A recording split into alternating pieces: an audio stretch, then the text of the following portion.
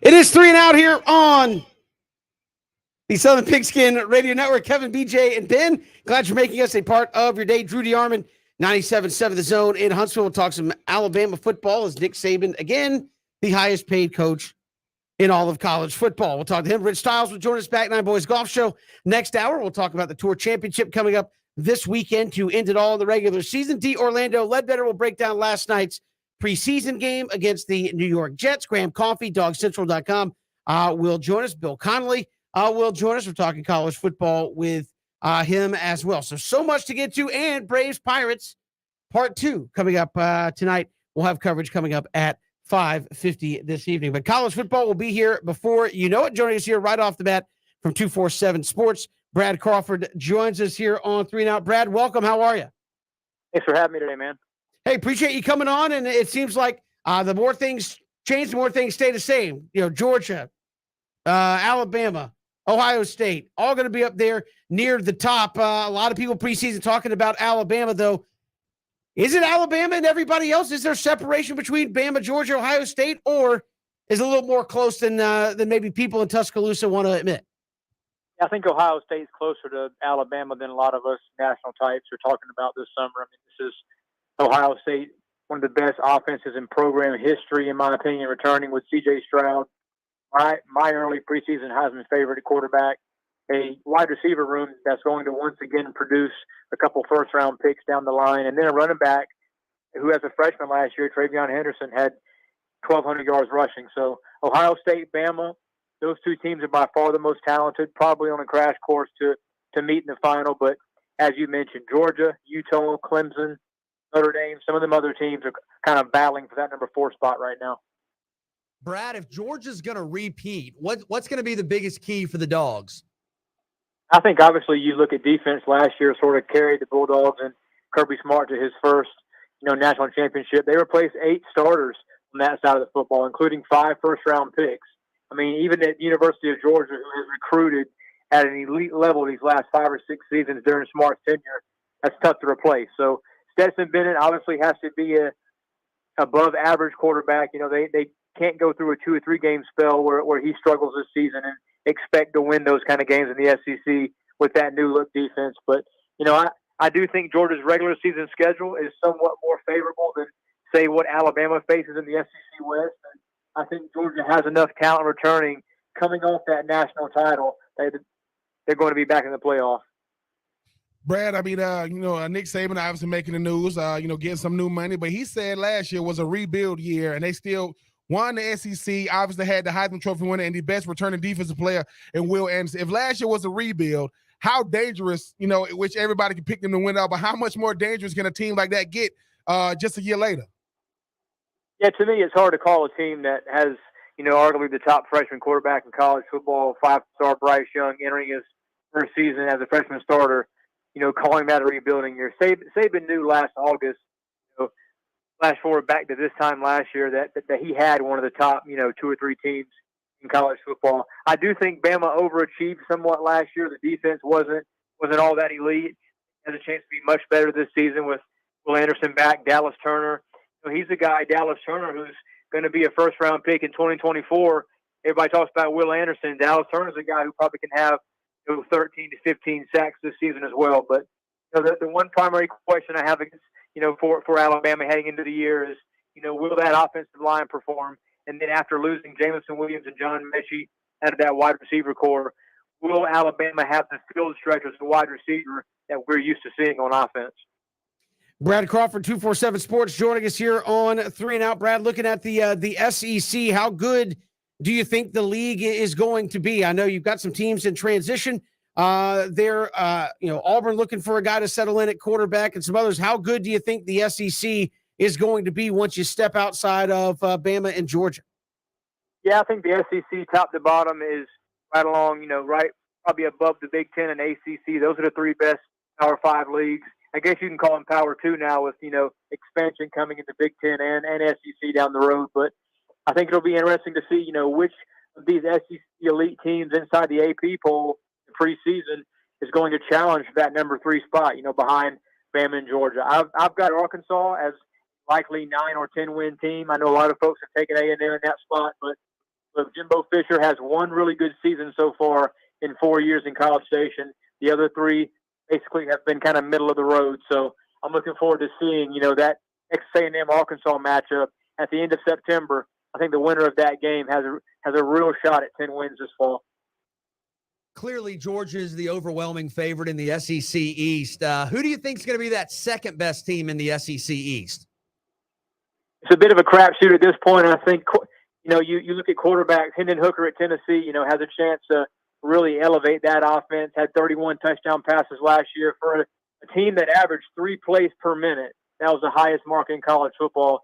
You've got Will Levis at Kentucky. I was able to talk to him one-on-one at SEC Media Days. He has first-round pick written all over him based on what I've heard from NFL scouting types. And then Spencer Rattler at South Carolina. He's a 5-star transfer from Oklahoma who should make that offense light years better than the Gamecocks performed last year. So of those 3 quarterbacks, I think which of those 3 plays better really has a shot at, getting to that number 2 spot in that Eastern Division.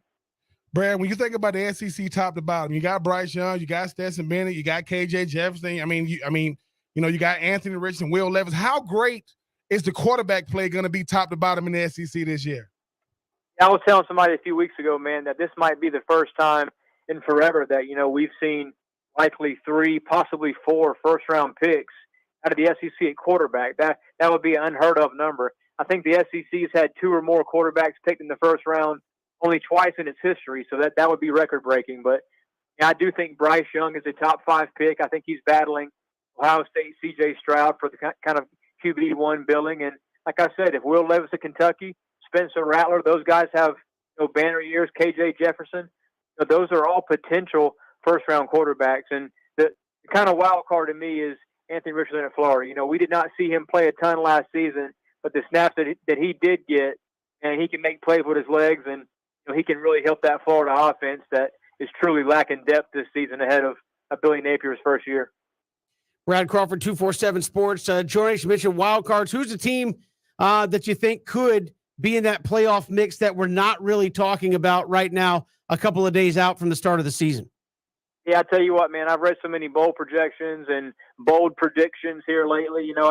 It seems like everybody has kind of picked a team outside of that top 5 to make the 4th spot. But, USC and NC State, those are 2 teams that are, outside of the top 10 right now that I think are talented enough and have favorable enough schedules to get to the Final Four. Schedule favorability in college football in terms of getting to the playoff means everything. And NC State has, 2 or 3 tough games. Same with USC versus, an SEC or Big Ten team having to play 4 or 5 games against top 20 teams. So NC State, 17 starters back, really good quarterback in Devin Leary. And then USC, we know what Lincoln Riley has already done, with that roster ahead of his first season. Big picture, I wanted to ask you kind of what you think college football is going to look like from a conference standpoint in a couple of years. We know about the SEC expansion. We know about the Big Ten expansion. What do you think is going to happen with the ACC? Is there any possible movement with Notre Dame? And could there be more on the horizon with the SEC and the Big Ten than has already been discussed? Where are we going to be in a couple of years? Yeah, man, sort of a lot to unpack there. We could probably talk an hour on expansion and NIL and just the changes in college football. But just to wrap up your question quickly, I really think that, we're going to see 2 super conferences. We're going to see 20 teams in the Big Ten. I think we'll see 20 in the SEC. Who those teams are remains to be seen. It wouldn't surprise me, though, if Notre Dame here in the next few weeks, maybe days, announces a mega TV deal. And I do think Notre Dame is sort of that last domino to fall. If I had to project, I think the Fighting Irish probably stay independent. I think NBC sort of ups the ante, and we see a $100 million, $110 million type deal for that next contract. I think Oregon's probably a team that the Big Ten is really looking at right now that could establish another West Coast, upper Northwest footprint for that conference. And if I'm the SEC, I'm probably knocking down the door of teams like Clemson, Florida State, North Carolina, and really trying to add another Southern team to my conference in the next couple of years. And Brad, obviously everybody always talking about this is going to end, this is going to be the end of college football. And when you talk about NIL, you talk about the transfer portal, you look at Nick Saban signing another extension, he's already $100 million coach. Do you think that when it comes to college football, do they stay with the NCAA? Because even though we know the NCAA don't have that much power, it's just good they kind of fall under. Or do you see these two power conferences with the Big Ten and the SEC saying, look, we don't really need you guys for that much? Do they branch off and do it on their own? Yeah, look, man, I think no matter how college football looks over the next, 5 to 10 years, the people like us are still going to be talking every August about who's good and who's not, who's overrated, who's underrated. We're going to still be tuning in that last weekend in August or Labor Day weekend in September and still watching all these teams play, no matter what leagues they're in. Some of the old school rivalries, might be changed. Players may not be student athletes in the next 10 years. I've kind of thought about that. Why are we making college athletes go to school anymore if they're going to be paid employees down the road? So I think there's a lot to tackle in college next 5 to 10 years. But as fans and those of us who cover the sport for a living, man, college football is still the best sport out there, and we're going to watch it regardless.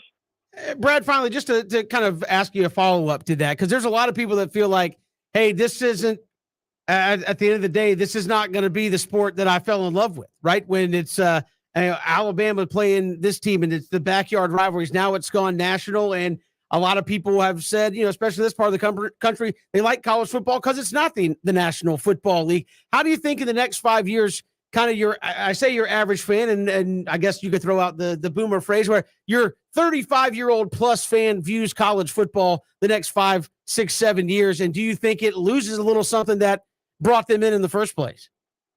Yeah, that's pretty appropriate, man. I'm actually 35 myself. I turned 35 this year, and I think my college football fandom probably began, at age 8 or 9, going to SEC games, back in the mid to late 90s.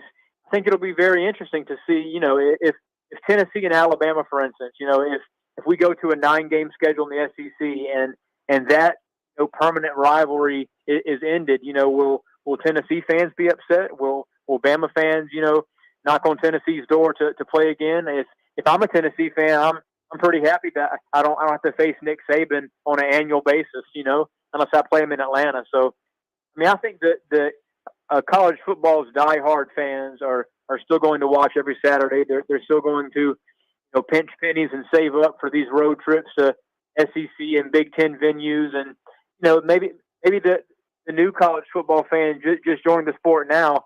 Of course, it's not what it used to be, but college football is always going to stand on its own as one of America's best sports.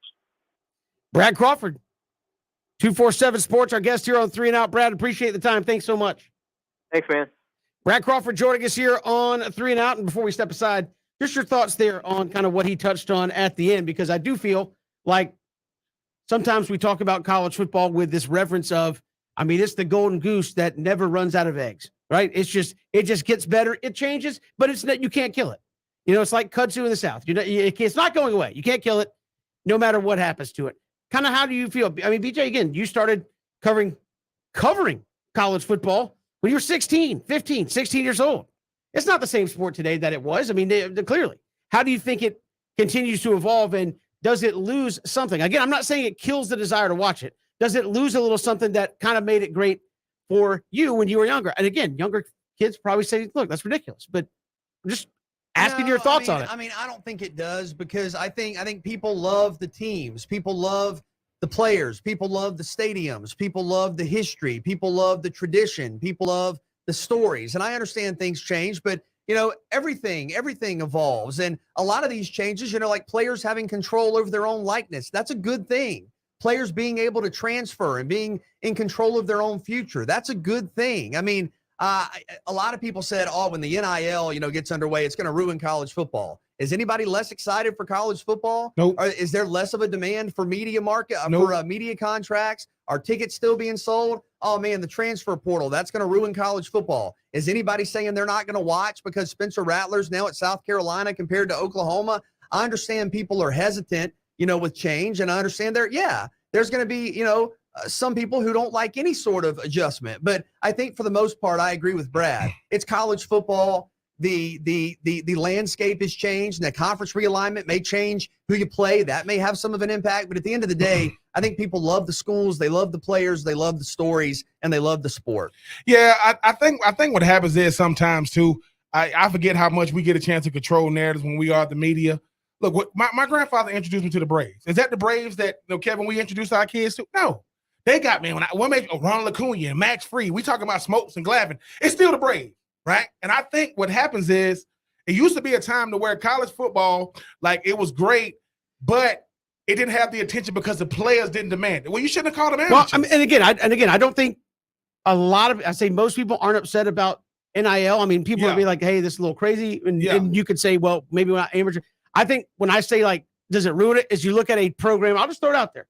West Virginia. They love West Virginia. But if I'm a West Virginia fan, I don't play Pitt anymore. Well, they will finally. But do I get excited? Would I rather play Pitt and Penn State and all that? Or do I get excited about playing Iowa State and Kansas State now that I'm in the Big 12? And that was forced out there because of expansion. That's the kind of part I would say. It's like, I don't have any affinity towards those schools. It would be like if you're Florida State, it's like, Florida State, we're going to join the Big 12 after Texas and Oklahoma. Why? But because I mean, it's not like this hasn't happened before. I understand that, but Florida State joined the ACC in '92. Arkansas, but there was a history of Florida State playing some of those schools anyway because of regionality and all that. But correct me if I'm wrong. Before in the mid '90s, Arkansas moved to the SEC. They were tied to Texas, and they were tied to SMU, and they were tied to Oklahoma, and they moved to the SEC, and it became their new identity. So I hear what you're saying, but I think you've seen, like when Miami left the Big East and in 2005 came to the ACC. Yeah. I don't think Miami became any less popular. I think it just changed the dynamic. I mean, teams literally throughout history always move conferences. Yes. Wasn't Georgia Tech in the SEC in the 70s? 60s. I mean, teams always move conferences. Absolutely. And I think what happens is, look, most of the time when changes happen, it wasn't like breaking news. It'll happen to everybody. It rocks everything. USC and UCLA, nobody ever thought, we want to play in the Big Ten. I get it, but we get to say that, man, way back when. Texas A&M and Missouri was not in the SEC when I was in the SEC. Now they are. Now you could add Texas and Oklahoma. So now I got to deal with Vince Young talking about they finna run the SEC. Can't run the Big 12, won't run the SEC. Love you, VY. Not happening. We got more to come here. It is 3 and Out all across the Southern Pigskin Radio Network.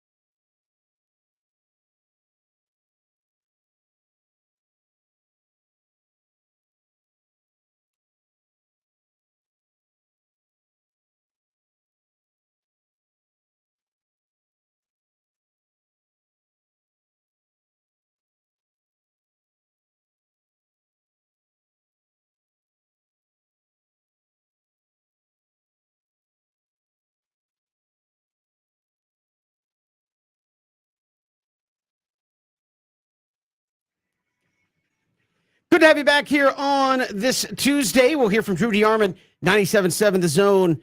ESPN Huntsville will join us coming up. We'll talk out Alabama as Nick Saban gets a big extension. So sorry, Kirby. The Nick Saban clause kicks in, and he's now the highest paid coach in college football once again. But we just talked with Brad Crawford, 247 Sports. College football game set to start on Saturday. Gentlemen, college football playoff predictions ahead of the season getting started.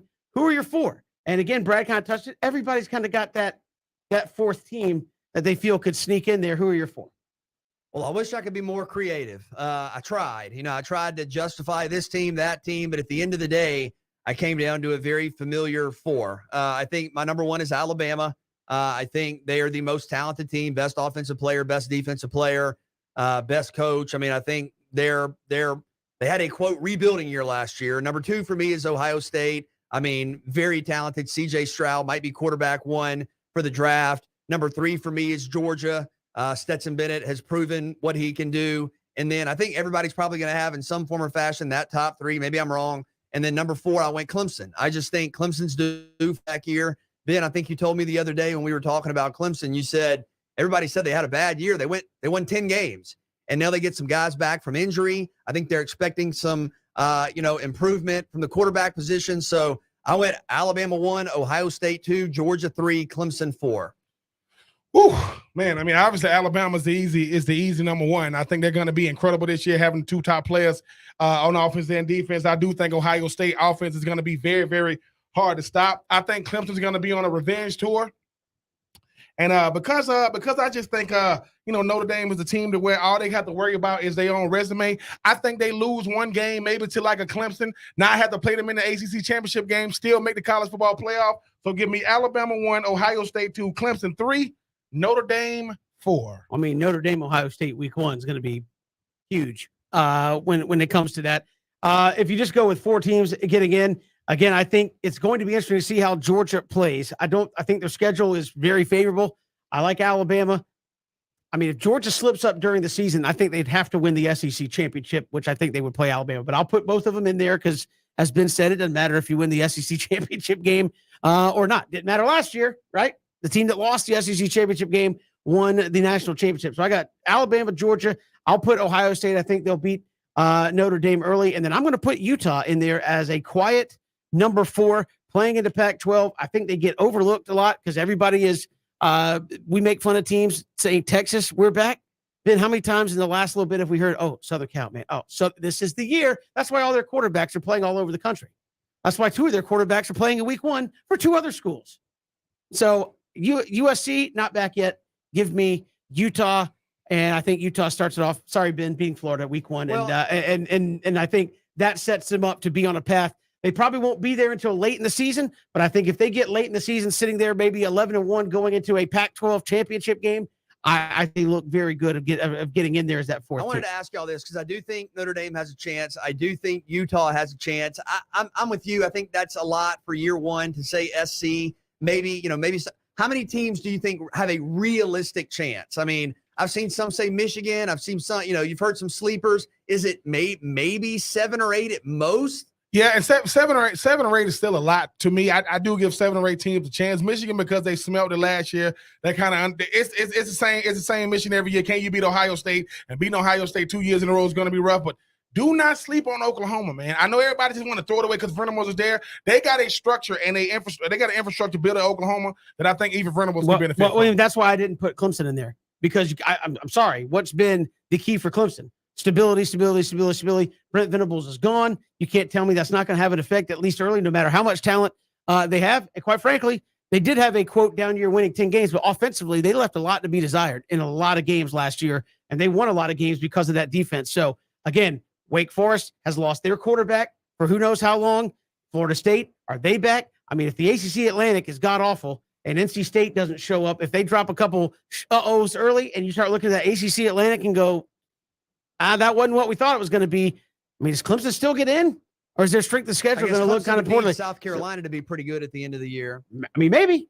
And maybe it is. Again, we're all projecting that South Carolina could win 7, 8, 9 games again. Who knows? A lot to play out. I think Clemson's got an interesting road ahead, and it may not have to do all with them, but I think they're going to slip up just not having Brent Venables. I mean, he was the D coordinator for how long?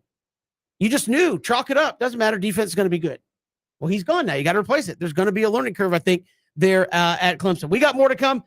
There's no learning curve. Well, I guess there was if you asked Nick Saban. It was rebuilding last year, so they had a little learning curve and only making the national championship game. But he gets a new contract. Drew DeArmond, he will join us when we come back. It's 3 and Out. Southern Pigskin Radio Network.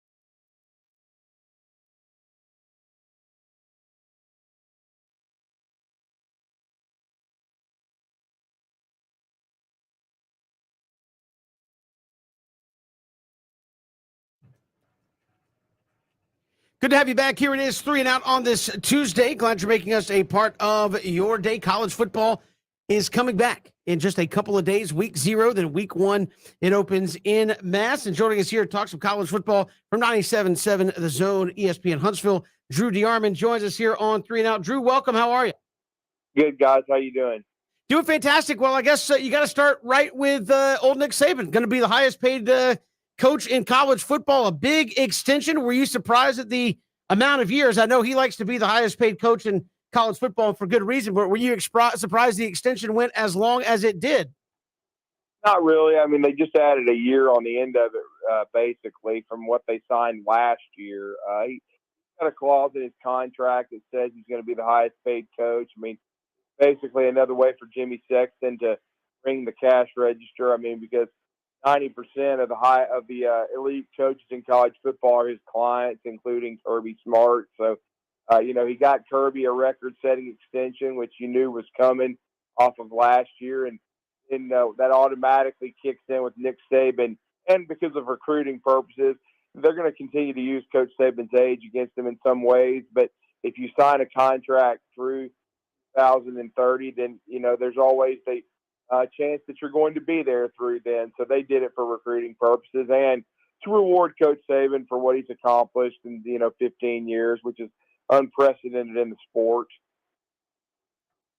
Drew, Alabama #1 in all the polls, understandably so with the talent coming back. In your mind, how close is the gap, or how far is the gap between Alabama and maybe, say, Ohio State, Georgia, Notre Dame, Utah, whoever else is next?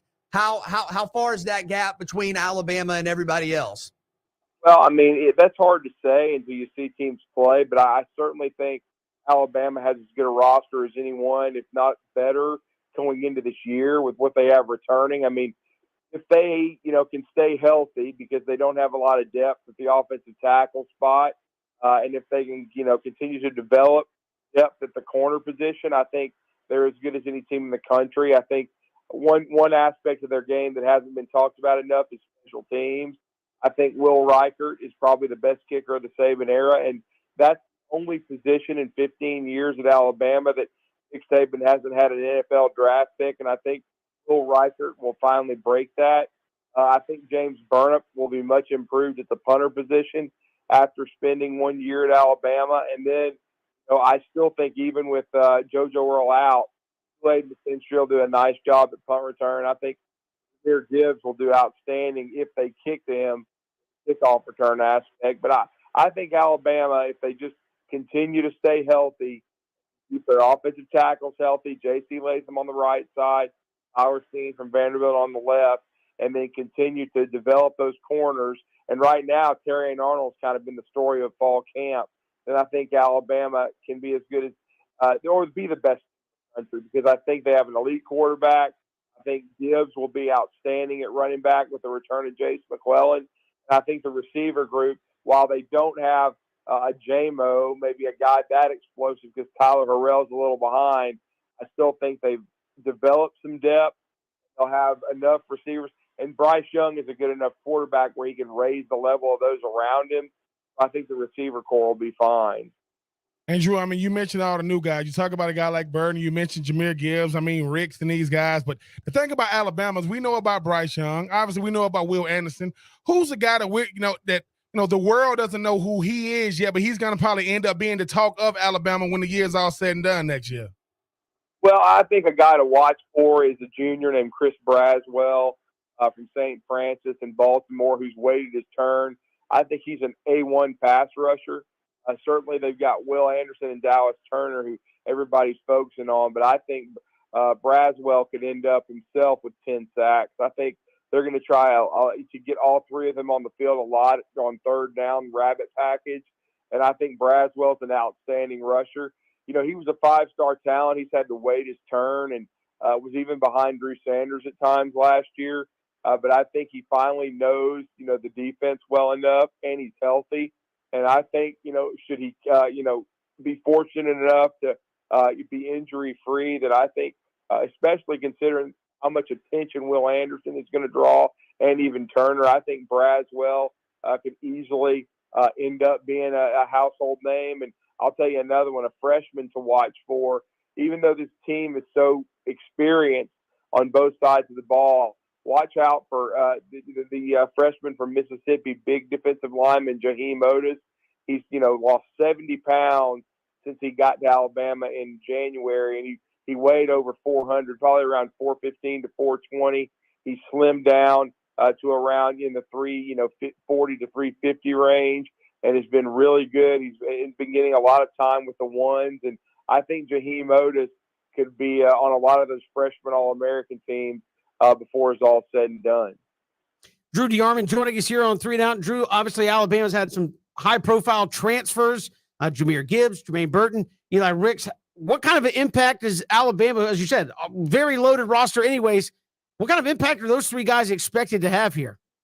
Well, I think Jahmyr Gibbs will be the newcomer of the year in the SEC. I think, surrounded by the talent he's going to be at Alabama is a runner, kick returner, kickoff returner, and receiver. And he's a dynamic receiver, by the way. With JoJo Earl being out, I think also he was going to be first team slot, and then even Aaron Anderson. I think they'll use Gibbs in the slot, and he can be very dangerous there. So I think Gibbs will touch the ball in a myriad of ways. I think he's going to be outstanding. Certainly, Eli Ricks is interesting. He got to Alabama, had some trouble from the neck up with the scheme, and he wasn't healthy. He's still got a back issue right now. He did not scrimmage last weekend. That's what's opened the door for Terrion Arnold because of injuries to Eli Ricks and Kyrie Jackson. So, Eli may not have the impact right away that some thought. Now, Tyler Harrell, same situation. He's been a little nicked up, the receiver from Louisville, and he came from a simplistic passing offense with the Louisville Cardinals. He didn't get there till June, so he's had a little bit of trouble picking up the offense. So he might not, make a big impact right away either. Now, Tyler Steen, he's been even better than they thought. He's definitely going to be that starter at left tackle that they needed, and I think they're really excited, about him and what he could potentially bring to this offensive line. So I think he's been an outstanding addition. So I think for the most part, you'll see Gibbs and Tyler Steen. They're going to be big parts of things. Harrell and Eli Ricks may take a little more time, but we'll see. But I think but definitely watch for Gibbs and Steen to have a big impact. Drew, Bryce Young was so historically incredible last year. I mean, is there any way for him to get better? Is there any area for him to take a step forward in, or is it just, look, let's try to replicate what we saw a year ago? Well, you either get better or you get worse. And so anytime you have a year under your belt and your OC comes back, I think you can get better. And I think the way for Bryce to do that is to elevate those around him. And I'll bring up another example, like Jermaine Burton, of course, he's transferred as well from Georgia. He was a good player for them and their leading receiver a year ago, but I think he'll double his production at Alabama. I think he and Bryce, have good chemistry already. I think he'll be a part of the offense. I think he'll be that number one guy. I think Corey Brooks would probably be number 2 right now. The number 3 receiver probably would be Trayshawn Holden, who had a huge scrimmage on Saturday. Then kind of the talk of fall camp at receiver, guy that was unheralded compared to his other 4 signees with him in the class at wide receiver, freshman. I think Kobe Prentice, young slot receiver from Calera, Alabama, he and Bryce already have really good chemistry. He caught 12 balls, 5 in the first scrimmage, 7 in the second, scored 2 touchdowns. I think he could have a nice impact, but I definitely think, especially with a more productive running game. If you remember, guys, last year Alabama was not the greatest running team. Brian Robinson had a big year, but inside the red zone, Alabama wasn't a dominant run blocking team. I think the offensive line coach Eric Wolford has been a good one, and I wouldn't be surprised at all. Better running game if Bryce is even more consistent and efficient.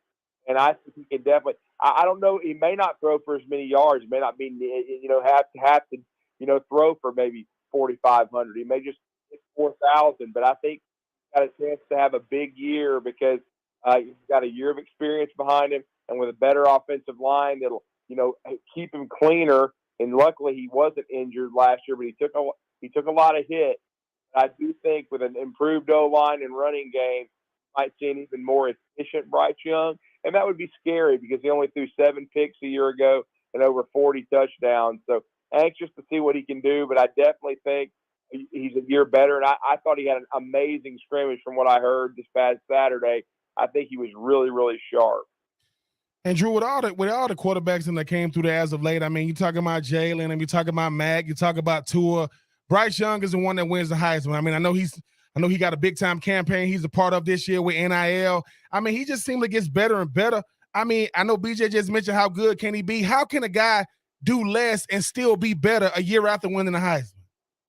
Well, I mean, he just may not be asked to do as much. Certainly he could be. I mean, he could know the offense like the back of his hand, but it may be that his supporting cast, as far as his running game, will be even more productive because, you know, he lost Chase McClellan last year as a runner and receiver in the Ole Miss game in late September.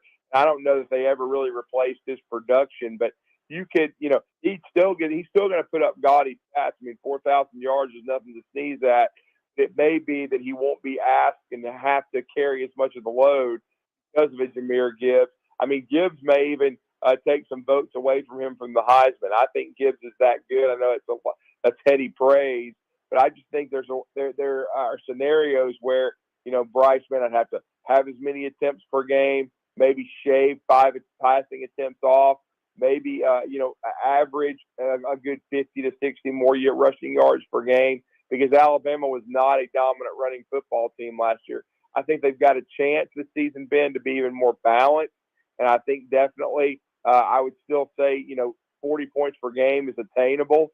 And I think they've still got a chance to be as explosive, but just in a different way. You may see more productivity out of that running game with Jahmyr Gibbs and Jason McClellan than you did a year ago. But I still think as the season goes on, especially if Tyler Harrell can gain more confidence in the playbook and what he's supposed to do offensively, he can bring another element of speed to the table. And I know Bryce has been working with him, you know, basically hand in hand. They've been shoulder to shoulder. He's trying to teach him this offense. But I think what you'll see Bryce do is continue to be a great leader, but, you know, maybe not have to carry this football team as much. And you know, there's going to be moments because the schedule's still tricky, especially that road trip, those back-to-back road trips to LSU and Ole Miss in November. You're going to need Bryce Young at his best. Hopefully he will be without having to take on as much of a load if the running game and the offensive line are even better than a year ago. Drew DeArmond joining us here on 3 and Out. And Drew, obviously Alabama opens up a week from Saturday against Utah State, but then Texas up on the schedule. I know Texas has been back for like 8 years in a row now, but where's kind of the hype level for that game, knowing Texas is a future opponent coming up in the SEC? Well, I mean, there's so many ties between the schools right now. Steve Sarkisian was such a great coordinator in 19 and 20, especially in that 20 national championship season for Alabama. He did a great job developing Mac Jones. He is a quarterback guru. Going to be interested to see what he can do with Quinn Ewers, because Ewers never really got traction at Ohio State with C.J. Stroud. And then the reviews in some ways have been mixed since he got to Texas. So that's going to be interesting. And then they had Ben Davis last year, the linebacker from Alabama, but now they've got 3 other guys. They've still got Keelan Robinson, but even though Bijan Robinson is going to be the focus of that running game. But the interesting thing is, you know, it looks like Ajay Hall may not be eligible for the game due to his suspension. And then Jaleel Billingsley, who was star-crossed at Alabama. Both those guys come over from Alabama to Texas. So, and there's Jeff Banks, the special teams coach, tight ends coach, who was with Sark at Alabama, Kyle Flood, the O-line coach, and Bo Davis. So there's a lot of ties between these schools. A.J. Milwee, the quarterback's coach. And, you know, A.J. Milwee was a big reason they got the commitment of Arch Manning. So there'll be a lot of hype in this game. I do think it's, though, a mismatch. Texas also had a lot of injuries in fall camp, especially along their offensive line and to the receiver core. I know Xavier Worthy is really good, and they were, you know, able to add some pieces in the portal. But it still is like a mismatch to me. I don't think Texas is back. I think they have the potential to be better this year. Better to me would be maybe 7-5 instead of 5-7, and getting back to postseason play. Drew DeArmond, 97.7 The Zone in Huntsville, our guest here on 3 and Out. Drew, appreciate the time. Thanks so much. Thanks, guys. Always appreciate being on. Appreciate it. Drew DeArmond joining us here on 3 and Out. Alabama and Georgia, the top two in the SEC by far preseason. We've got more to come here. It's 3 and Out on the Southern Pigskin Radio Network.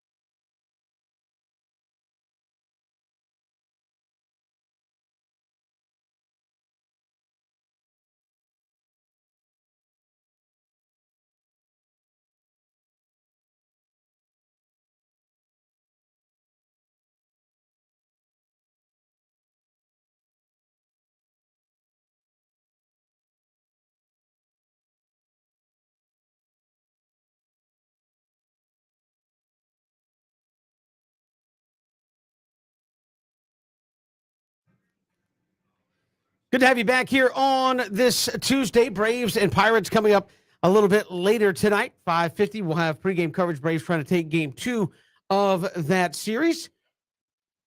Playing well. Got a little more thanks to the Yankees. Yankees been putrid. Thankfully, not when they're playing little brother. They smacked them around a little bit. So you're going And for the the Yankees, obviously. You're yeah, openly rooting for the Yankees. this is one of the times where you have to take a Rolaids or some Pepto Bismol. You just have to take it and say, Yankees, you need to beat the Mets. I don't really want to pull So for I'm the just Yankees. talking this out. Yeah. But if the Braves sweep the Pirates and the Yankees sweep the Mets, It'll be which is not it'll be really close. okay, which is not unrealistic. It'll be one game going into the weekend, right? Yeah, I mean, I'm not banking on that, but I appreciate I didn't say I it's appreciate what guaranteed the to evil happen. empire did last night. Every I mean, they're once not terrible. I mean, every once in a while you got to root for Darth Vader. That's all I'm Mhm. saying.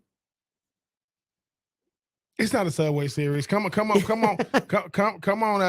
Yeah, I like the fact the Yanks need a win, and the Mets understand. Man, we don't need y'all. Need no motivation to beat us. But Yes, Kevin, you you were do. talking like the Yankees a bit like yes, They have been bad. They've been in really a little bad. bit of a lull, but A little bit of a they lull. still They've been have the one of worst team in baseball. they still have one of the 4 best records in the sport. They do. I think the last 20 days or so, they've been the worst team in But doesn't baseball. that mean the market correction is Not coming? necessarily, because there's been a lot of market correction in the AL East right now, and look out for them Baltimore Orioles climbing up there. The Toronto Blue Jays have been going on a Braves-esque type of stretch How here. are your Rockies doing?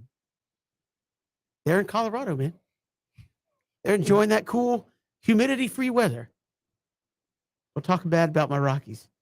They're out there to live the high life. People don't know that. Yes, you're a Braves fan first, but you also are a Rockies fan. We'll get into that later. It's 3 and Out on the Southern Pigskin Radio Network. Take 3 coming up next.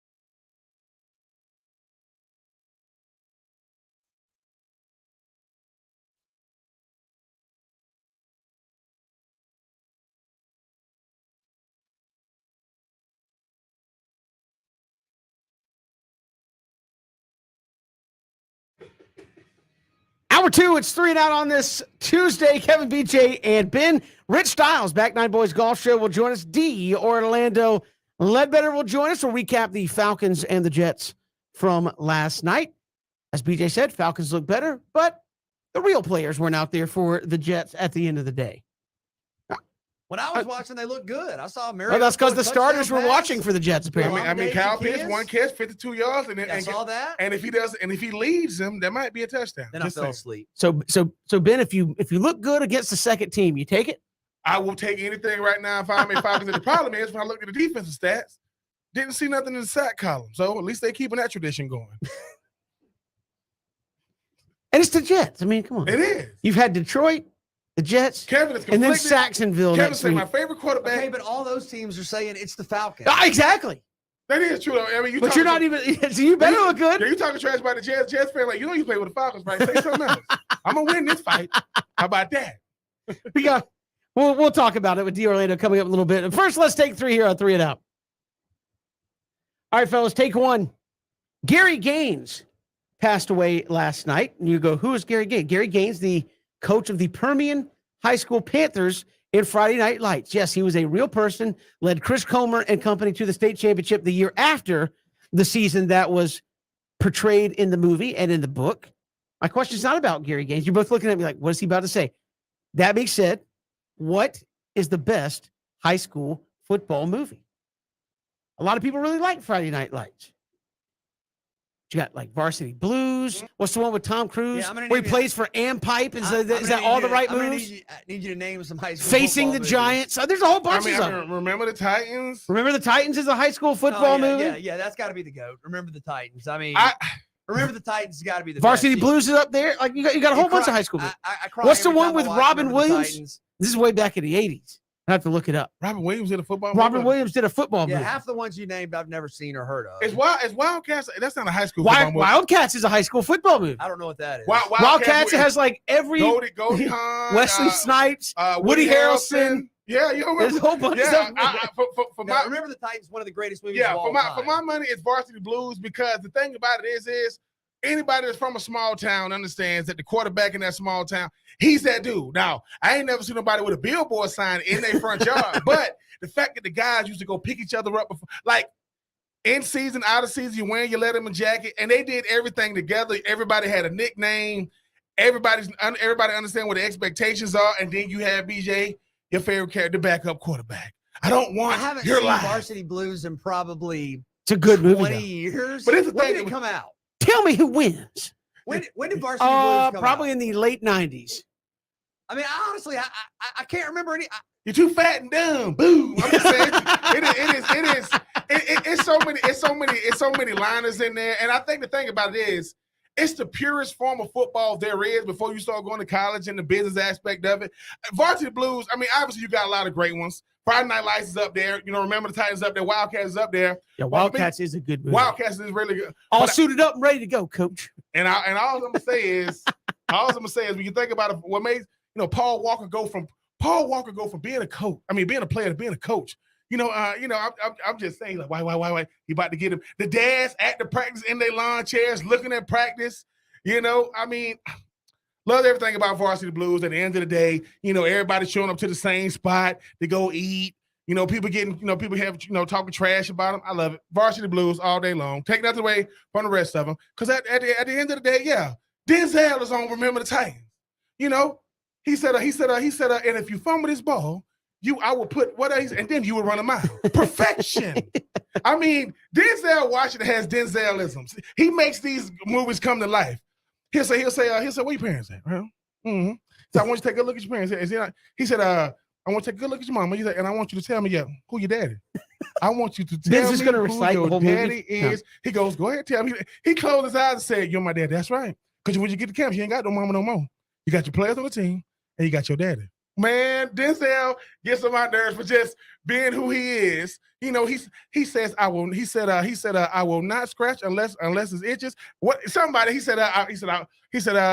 the end of the day, BJ, you're gonna make. The reason why I can't say the Titans is this: as a person that played for the Titans, we getting the hell beat out of us. You know, we losing by 21. They'll say they won't get another yard. Well, they already got it. It don't matter. I'm gonna take all of you out. And who you go? So hold on. The best out there, you're gonna take them out and put in the second string guys? And I'm the emergency defensive end. True, if we call you. I mean, we know how bad it was when Ryan Gosling had to go in the game. That's all I'm going to say. He's too fast. He's too fast. I can't stay with him. Get back over on that bench. Listen. No, I was.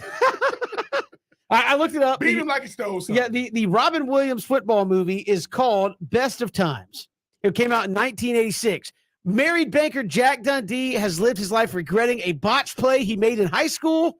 His friend Reno Hightower, what a great name, who's Kurt Russell, through the pass that he dropped, is deeply in debt from operating his car garage. They hatch a plan to reunite all the players from the old game and replay it, hoping that this time they can make amends. And the last game they play is in like a mud pit, one of the great scenes where it's like they wear all white, so of course you can't see numbers or nothing because they've been wallowing in the mud. Interesting movie, Robin Never heard Williams. of it. What about the movie? Well, it was out before you were the born. Movie, is the movie Lucas? Is that Yeah, high Lucas school? high school football movie. You know, finally got a pass, threw it to him, got the hell beat out of him. And they had to pull the crowd off of him. He just like this. He gets one play the whole game. Lucas, good to put him in there. He fumbled. And they say, get off of him. And No, that's great. Yeah, Lucas is a high school football movie. Man, there's so many. Mhm. The Tom Cruise one, All the Right Moves, very good movie.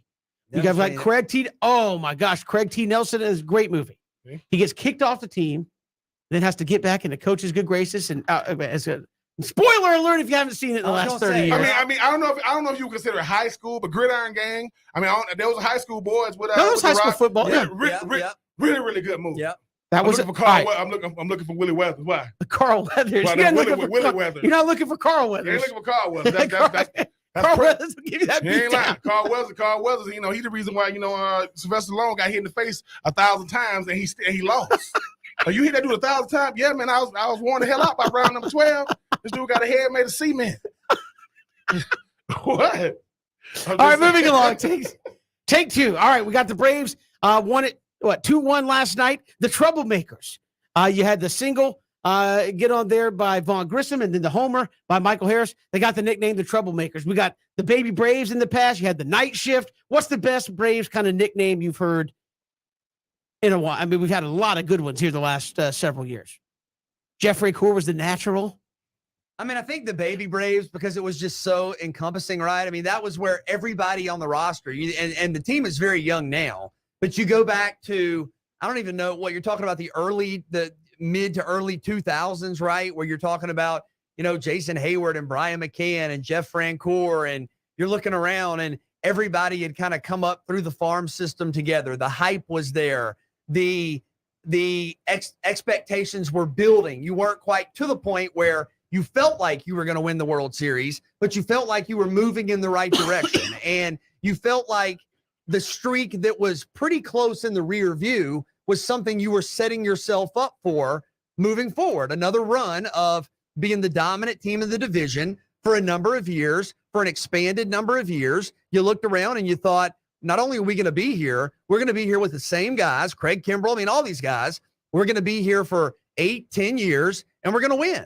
And I think everybody, whether it was local and regional media, fans, the guys on the teams themselves, national media, everybody was calling them the Baby Braves. Everybody. And even now, right? Now these guys are 40 years old and you're looking back and they're still the Baby Braves. And I think they'll always be the Baby Braves. So I think the fact that caught on everywhere and it was kind of encompassing of the whole team, I think you'll always remember the Baby Braves. It's always going to be, for me, it's always going to be the Night Shift, because this is the thing, right? Kevin, BJ, we're always talking about this. What has been the Achilles heel of the Braves? Hey, man, it's when the starter goes out and here come, you got to go to the bullpen. You got to do Kevin it. loved Chris Rietsma. No. I got to say this. Luke, full disclosure, Luke Jackson said he came up with the Night Shift, but isn't it fitting? Listen, BJ's favorite shirt now is Jocktober, Jock Peterson, Soler, Rosario. No. I get it. But isn't it fitting that no matter what, that the bullpen had, the only way the Braves are going to win is if the bullpen comes through. And they saved their best, performances for the playoffs, for the postseason. And like I said, A nickname is only good when you live up to the bit. Don't give me a nickname and you awful. I don't want to hear no nickname. My grandma and them used to go, well, go back to your family reunion. We don't want to hear that. The night shift, they deliver.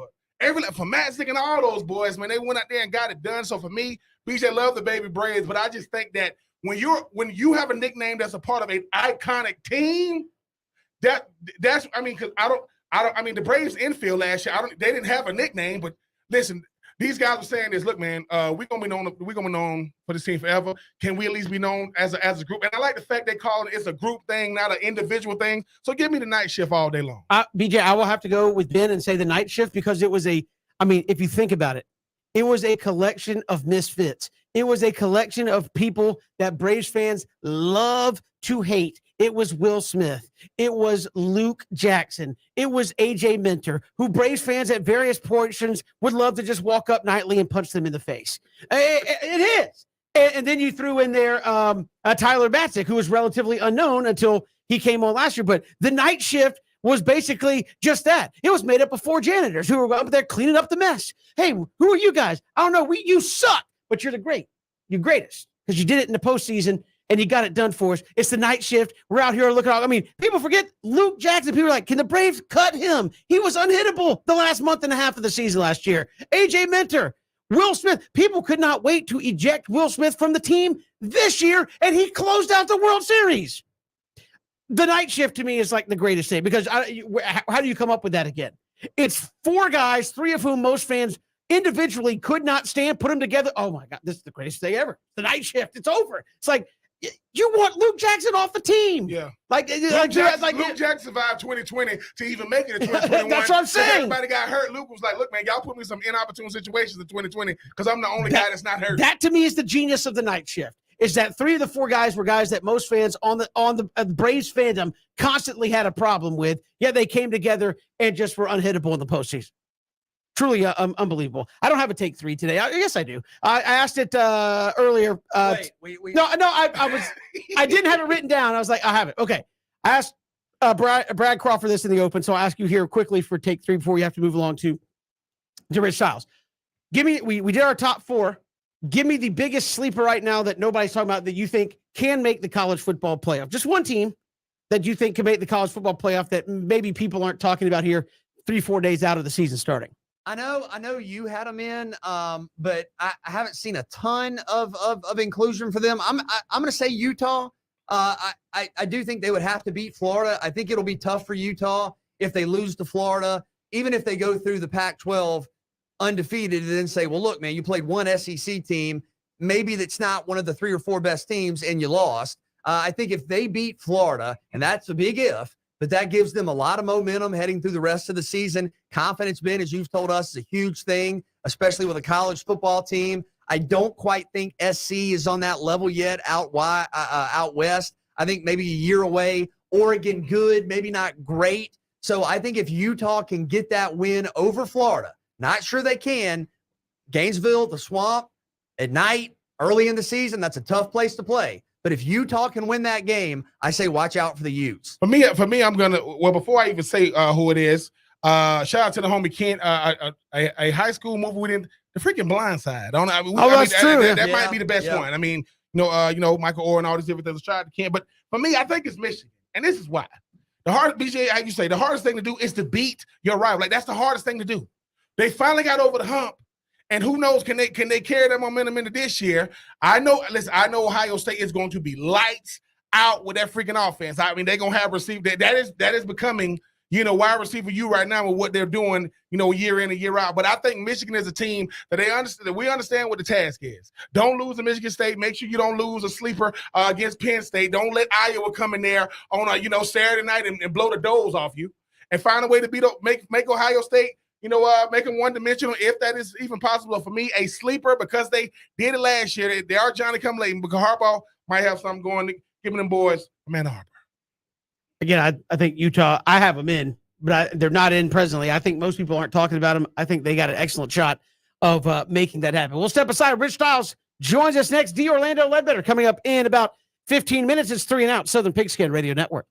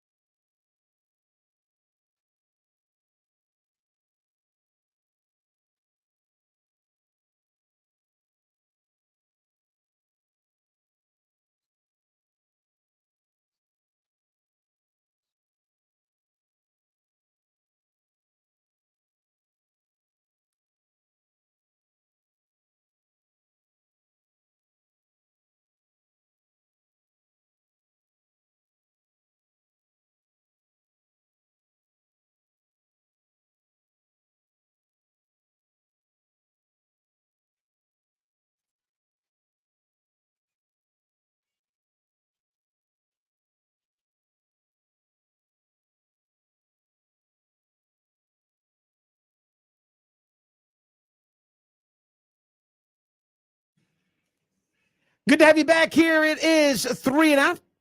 Kevin, BJ, and Ben, thanks for making us a part of your day. The PGA Tour schedule comes to a close this week with the Tour Championship in Atlanta this weekend. Rich Stiles, host of the Back Nine Boys Golf Show, joins us here on the program. Rich, welcome. How are you? I'm doing great. I cannot wait for this weekend for the Tour Championship. It'll be exciting. And again, this is the culmination of the playoffs where you get the top 30 players, kind of that shifted leaderboard, as you said, where the first place guy is going to be 10 under, and it goes down from there. And you and I were talking before we came on, given all the other stuff, kind of the Tiger Woods Summit and all the other stuff that's been going on away. I mean, this is the big payday. This is the final 30 players. This is everything the PGA Tour should pride itself on coming up this week. Yeah, this is an $18 million winner takes all Tour Championship. I know when it first started on the Tour Championship at the FedEx Cup playoffs that it was 10 million. Then I think they raised it to 12, and then it was 15. Now this year it's going to be 18 million. Pretty good win for somebody, and a pretty good. I think they can do a lot with what they can win this weekend. So, Rich, talk about Scotty Scheffler's chances and where he sits, obviously, moving into this weekend.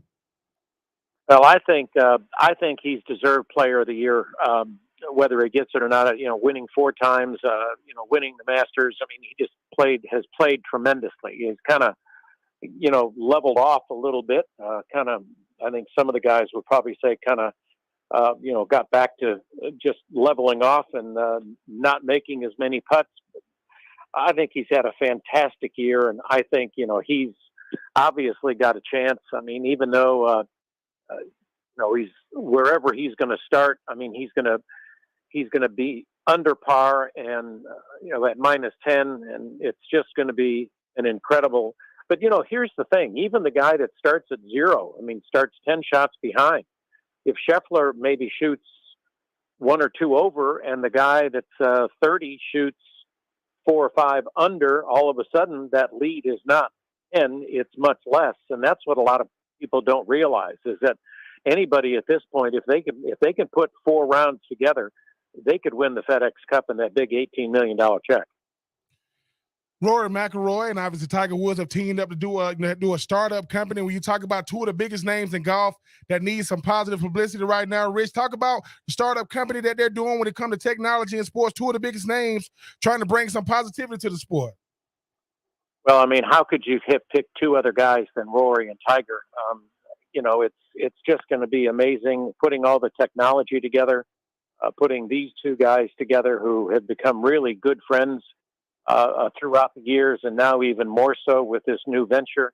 I just think it's going to be fantastic. Who knows what the technology is going to do and what it can do. I think we'll be amazed at whatever it does because it'll be more sophisticated than I think a lot of people realize. Rich Stiles joining us here on 3 and Out. And of all the innovations the PGA Tour have put out there, how do you like this kind of format they've set up here with the Tour Championship? Because I know when it first came out, people said, playoffs, golf? Like how do you do playoffs and golf? But to go into this tournament where you kind of handicap it, so to speak, where the guy who has played the best gets the biggest advantage. How do you like that and how the PGA Tour has set this up and kind of let it evolve into a very unique setup that you don't see, obviously, until this point? No, you don't. It really changes once you get to the playoffs. And, I think when it first came out, I think people were kind of hesitant. I know I was one of those, and I said, come on, the guy that's, number 1 in the FedEx Cup is -10 going into the tournament. That's a heck of an advantage, and the guy 30 gets 0. The point is they're all going to make money, but I'm not sure I'm really in favor of this format. I think the PGA Tour is still kind of, letting it go a little bit. But it's better than it used to be where, somebody could win the Tour Championship and somebody else could win the FedEx Cup Championship. So you were kind of trying to go through the math, and the math was kind of difficult to see, really gave the advantage to only the first 5 players. And I think now they're with the strokes that they're giving to the top leaders in the FedEx Cup standings and the and the 25 through 30 getting nothing. I don't know. I'm not a fan of it, but I'm not as against it as I used to be when it first came out. But I still think the PGA Tour is going to look at these things. They're already going to change it for next year, and it's going to be, the top 70, not the top 125. Then it'll be the top 50 in the next tournament, and then the top 30. So they're continuing to look at it, change it, and make it be more money for those that make it, which is similar, and I think a reaction to what's going on with the LIV Tour. Rich, Savannah's Brian Harman, obviously in the Tour Championship. What type of a season has it been for him? I think it's been kind of up and down. I mean, I think he kind of snuck in, as did JT Poston. But, I mean, these two guys, here play on the island a lot. And all of a sudden I saw that they were both in the top 70, and then they were close to the top 30 and then made it. It's kind of been up and down. I think Brian's had a good year as far as, being in the top 20, top 10, several events. Same thing for JT, but they just steadily just gain points in the tournaments based on their standings. And, hey, they've got a shot just like anybody else. They just got to put 4 good rounds together, and it could be a big payoff for them.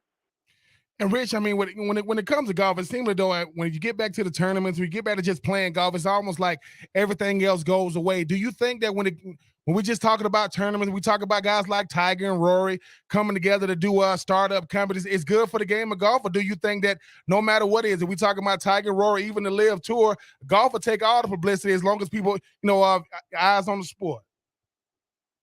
Oh, I think I think the LIV Tour has been, okay. I mean, I'm not excited about it.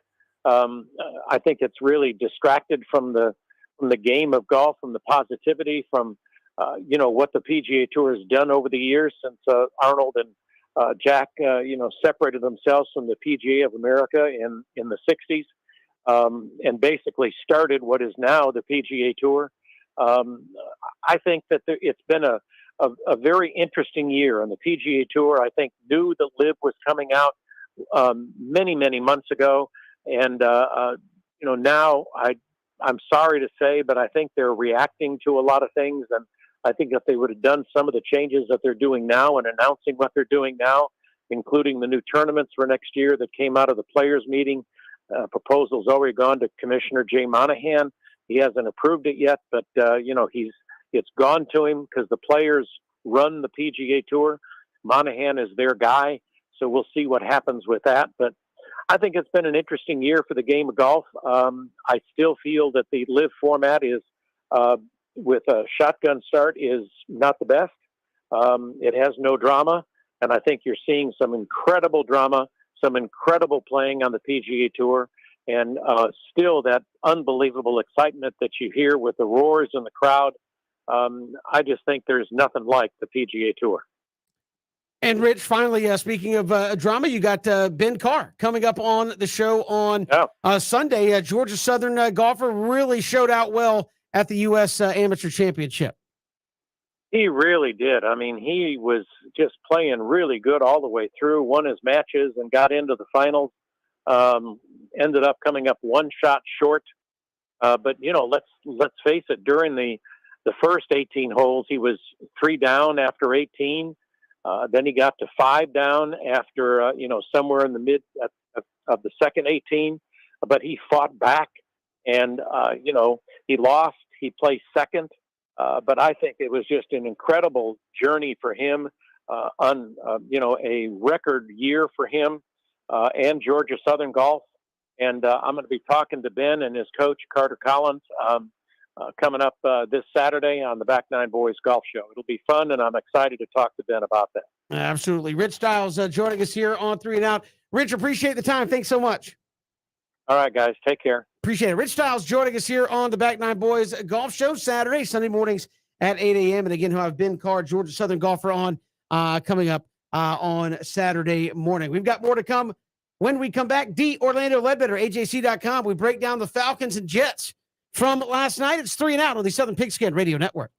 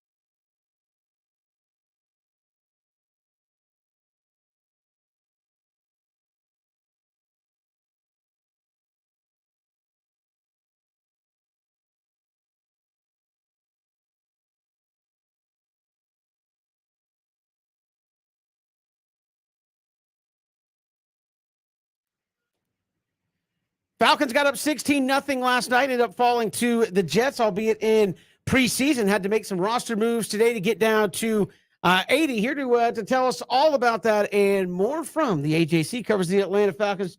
Does a great job. Always a pleasure having him on the show. D. Orlando Ledbetter joins us. Daryl, welcome. How are you? Hey, I'm doing great, guys. Thanks for having me. Well, here recently, the Falcons had to get their roster trimmed down, and Auden Tate, one of those guys that gets cut. Any surprises? They're part of this round of cuts. No, not at all.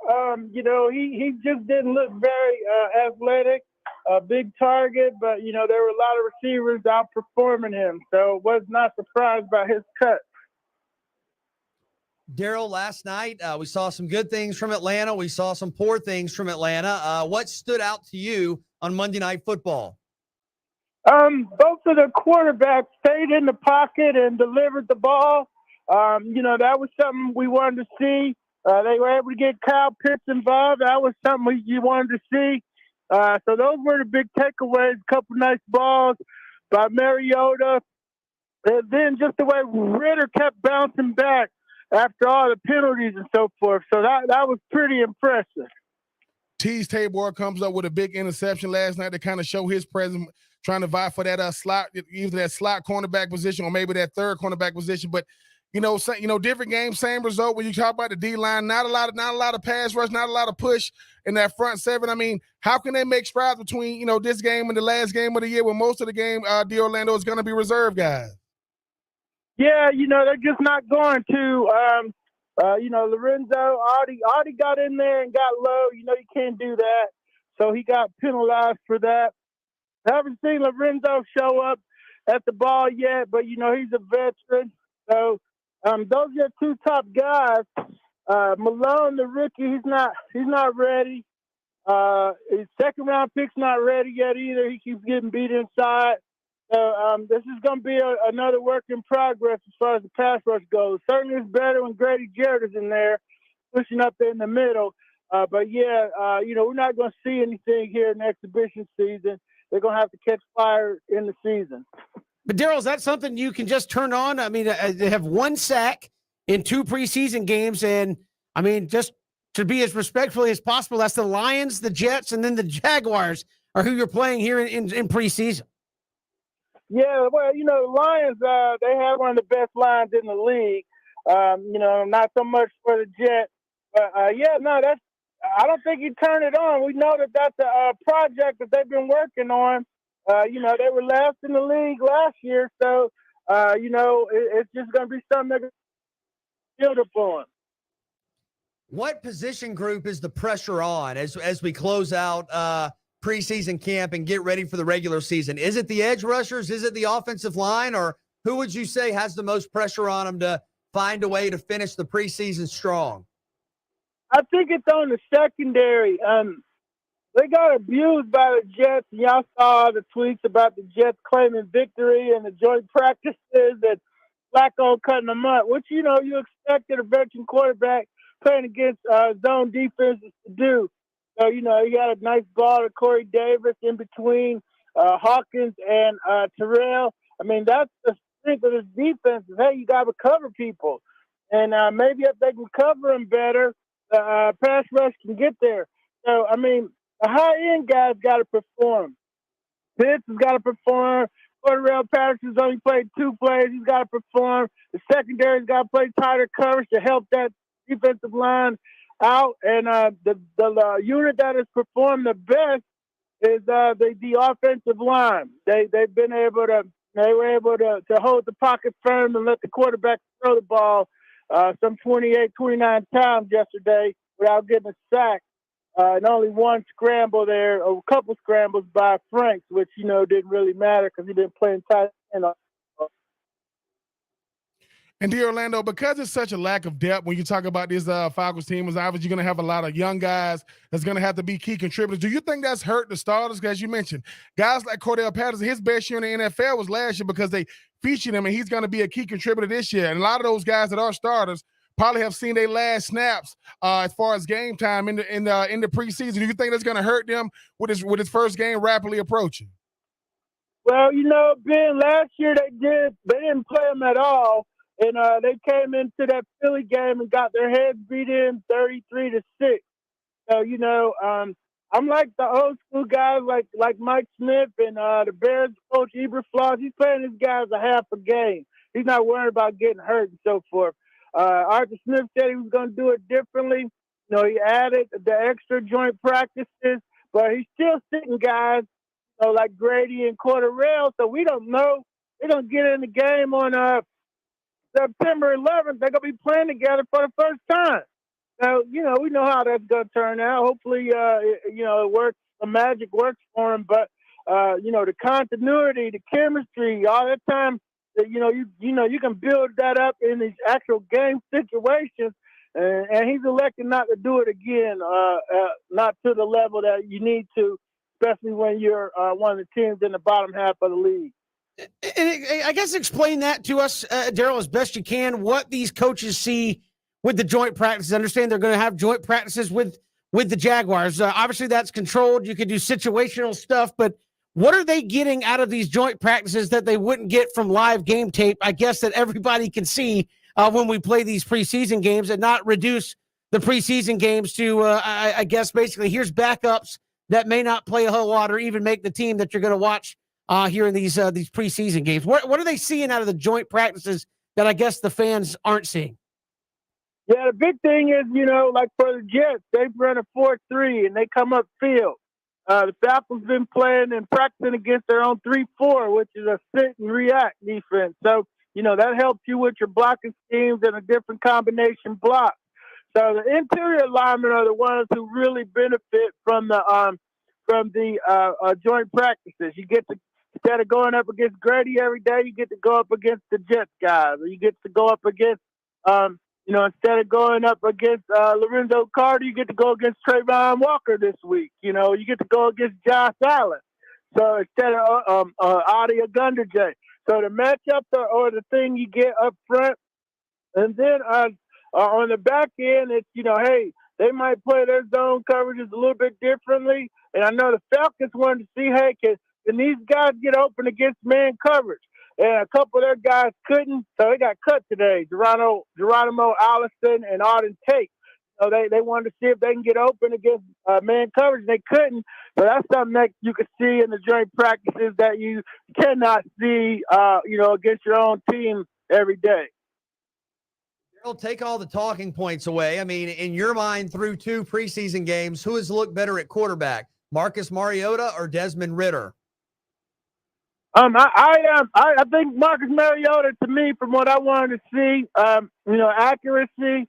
I do like that Desmond has been able to get the ball up and down the field a little bit better, but he doesn't know what he's doing. He's just out there messing up the plays and freestyling a little bit. So I want to see him get taught the job properly and be able to operate and function on schedule without gimmicks and so forth. So, but he's looked good.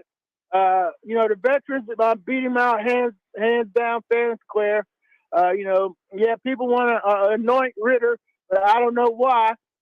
You got to develop the quarterback. He's a good-looking kid, but I mean, it's not like he's a first-round pick and so forth. So I'd rather have him be trained properly as opposed to throwing him out there and just having him running around and so forth. And Orlando, who's going to be that solid number 2? Obviously, what you got in Kyle Pitts, but I mean, Drake London haven't seen that much of him. Brian Edwards is dealing with, the injury stuff. As you mentioned, a guy like Cordell Patterson, I mean, they're going to put him at a running back position because he's so versatile. Who's going to be that number 2 guy? Not a matter of if, but when they double Kyle Pitts come week 1. Yeah, it's going to be London and Brian Edwards. Those are the 2 guys. That'll be option number 2 and 3. Edwards is really good on third downs. He's going to always be open. So those are the guys we're going to be, seeing in the season. But like I said, we're not going to see them play together until we get to the Saints game, which, I think is a mistake. But that's the way coaches are doing it nowadays. Has anything you've seen changed your mind about this Falcons team and their potential outlook on the season? I know nobody expects them to make the playoffs, but is this a team that you think might be picking in the top 5 or 6, or is this a team that can find their way to maybe a 6 or 7 win season somehow? Yeah, they can find their way to that, but I mean, I can't put too much stock in the 16-0 lead against the Jets backups. I mean, that was the Jets backup, and it should have been, those 3 field goals should have been touchdowns. So it should have been 28-0. Until you start operating at that kind of peak efficiency against backups in the NFL, you're probably going to struggle against the Rams and the 49ers, the Browns, the teams that are in the top half of the league. You start beating teams in the top half of the league, it's going to be a struggle here. They're down, talent. They, the dead money on the cap is real. You don't just trade away a guy like Matt Ryan and keep humming along. But, the league is designed to be, parity. You should be able to get to 8-8. But they're not playing with a full deck of cards here, and let's just tell it. Just tell it like it is. They're a few men short of the 53-man squad this year, and hopefully they can develop some players and turn them into football players for the long haul. I know you've said it'll be mostly reserves, but are there any storylines to watch for here in Atlanta's final game in the preseason as the Falcons take on Jacksonville? Yeah, watch the linebackers because they're going to get a lot of run. Nate Lanham is doing a great job. You want to see if Troy Anderson could play. Guy they took over Nakobe Dean. So that's gonna be out there in the atmosphere for a while. And you want to see if that kid can play. Dorian Etheridge was the kid who shined last year out of that inside linebacker group. And then anybody that gets anywhere near the quarterback is worth looking at. Tyquan Graham's doing a great job. I don't expect him to play. He's going to be a starter now.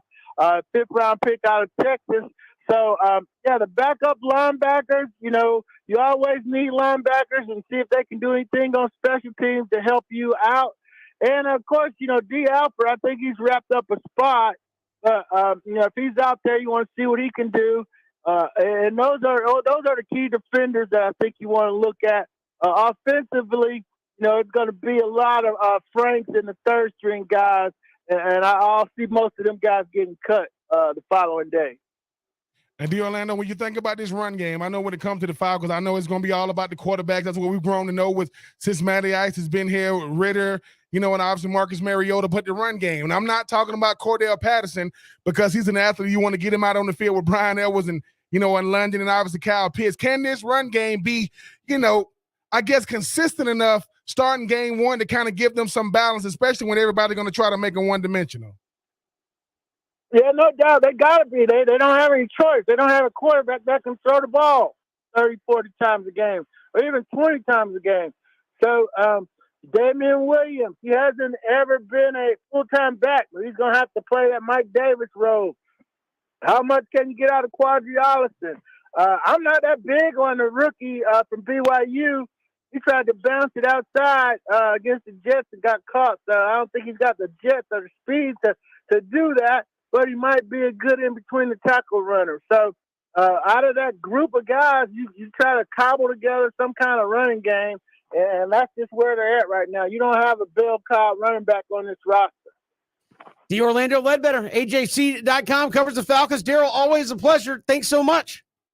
Sure, no problem, guys. Thanks for having me. Appreciate it. D. Orlando Ledbetter joining us here on 3 and Out. And again, the key word, you were up 16-0 on backups last night. And Ben BJ went looking at the numbers. You have played the Lions. You have played the Jets in the preseason. You have a grand total of 1 sack, and you have hit the quarterback. It's not even a sack. You have hit the quarterback in 2 games 7 times. That's not good. I mean, because that's scheme at that point, right? I mean, that is that's everybody can't get to the quarterback.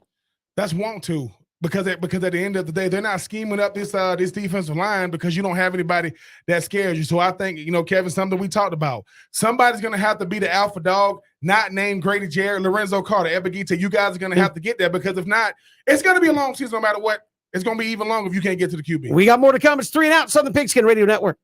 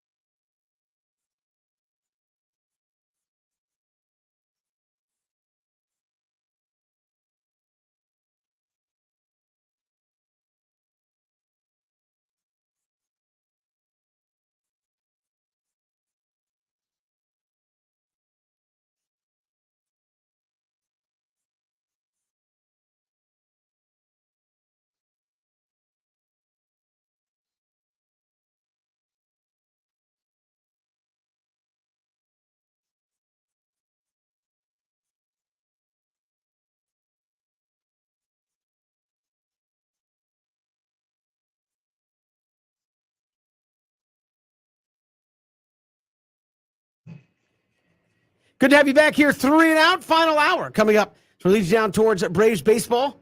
Graham Coffee, Dog Central will join us on the flip side of the hour. Bill Connolly going to join us on the program as well. And of course, Braves and Pirates coming up later tonight. The Troublemakers were at it again last night. Awesome. I mean, it's just anytime you need a big hit, Grissom. anytime you need a clutch moment, Meow. these guys come through. I mean, It's amazing. No, BJ, once again, I'm just going to say this again. Kevin, the no fun police, is willing to let that go when it comes to Mr. Meow and Mr. Grissom. You know who Mr. Meow is. Love it. They are having fun out there, no question. It'd be a lot more fun if they took 2 in a row from the Pittsburgh Pirates and the Evil Empire did their job. Graham Coffee coming up next, 3 and Out.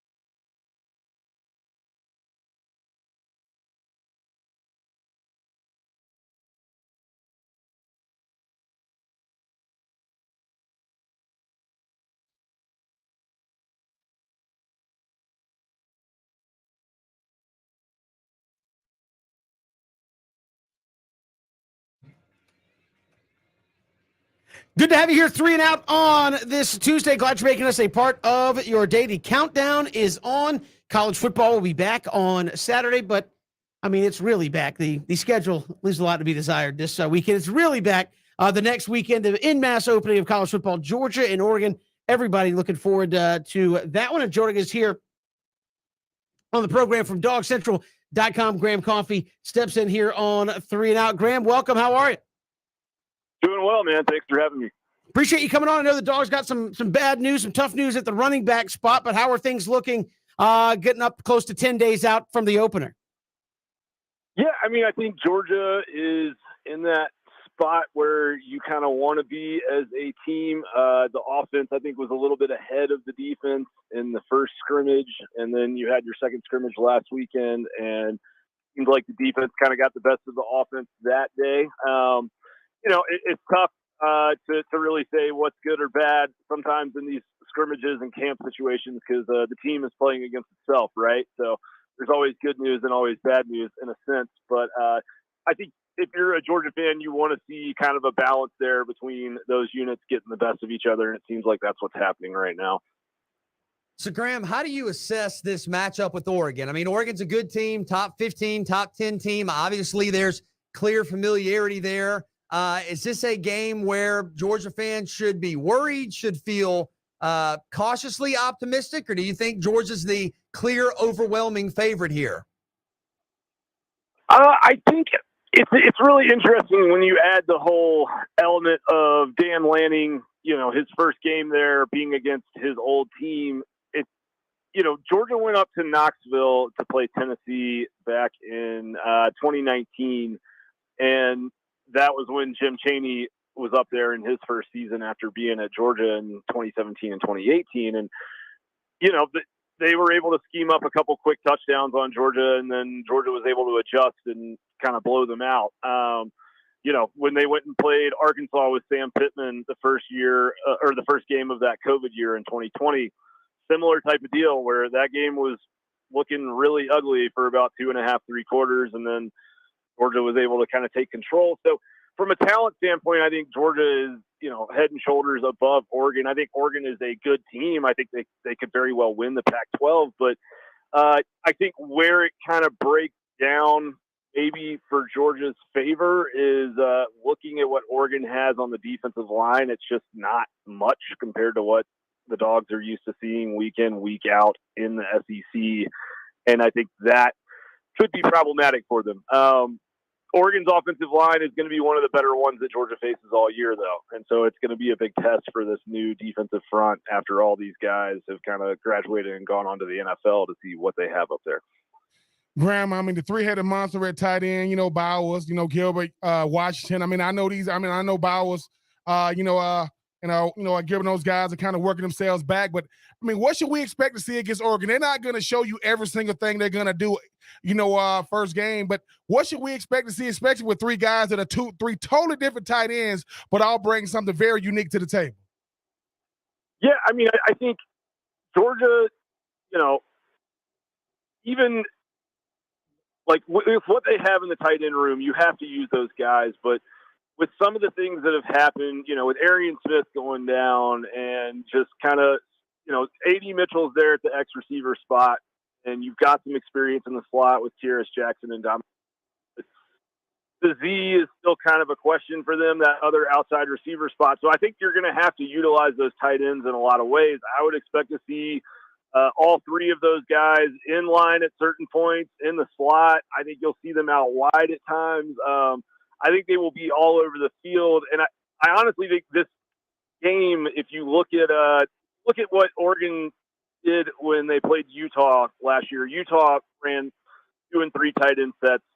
Oregon, both times they faced them. And I mean, they ran the majority of their plays out of 12 and 13 personnel, and really Oregon didn't have an answer for it. So I think you could a lot of these tight ends early in the season, just because I think that's where the biggest matchup advantage is for Georgia, with those tight ends versus that defensive front for Oregon.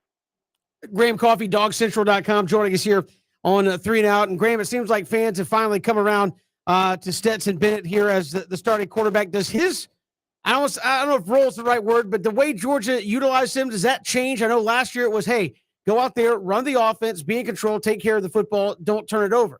You have a 6-year senior. I think in a lot of places you would say, starter coming back. Obviously, we were really successful. We're going to change, open up some things, maybe put a little more on his shoulders. Do you think anything changes with how they utilize Stetson, or is he still in the same role of, hey, run the offense, take care of the football, don't do anything too crazy with it, and we're going to be fine? I think there will be probably more of the playbook open to him, and I think the biggest reason is just I don't think Georgia's defense is going to have this massive drop off to where they all of a sudden become, a bottom third in the SEC defense or something, but it's going to be hard to replicate the dominance of that defense last year. And that defense last season just kind of allowed them to always cruise along on offense and not ever really have to get too aggressive because the game was sort of always in control. I think this season, with just more unknowns on the defensive side of the ball, I think you have to be a little bit more aggressive on offense at times. And so I do think the playbook will open up for him. I think you might see him use his legs a little bit more, not thinking he's going to, all of a sudden come out and have 12 to 15 carries a game. But there's a lot of things that happen to a defensive end and to an outside linebacker when that quarterback keeps the ball on the zone read and scampers outside for 10 or 15 yards a couple times a half. It just kind of freezes everything else up, helps open running lanes. I think that's an area we may see him, used a little bit more. But I think that he has kind of full grasp and control of this offense. He's really the first 2-year starter that Georgia's had since Todd Monken came to town, and I expect you'll see maybe some stuff that you did not in 2021. I know you mentioned Georgia loses a lot defensively, of course, but with Nolan Smith back, Jalen Carter back, others, how dominant can this front seven still be? I think they're going to be really good. I think that this group, especially this front four, Mykel Williams is a true freshman that he's been the buzz of fall camp really ever since the first couple days of practice. I've had people tell me that he will be a better college player than Travon Walker. So we'll see if that pans out over time, but I expect to see him line up at defensive end, defensive tackle. Tyron Ingram-Dawkins is another guy on that defensive line. And then you do have Robert Beal and Nolan Smith there at those kind of, edge outside linebacker positions. Those guys are experienced. You know what you have. And then Jalen Carter, I do actually think this group, just in terms of getting pressure with your front four, may be a little bit better at getting to the quarterback than the group that they had last year. I don't think they're going to be as precise, and I think they will make more mistakes, but I think that they might rush the passer better than the group that Georgia had last year.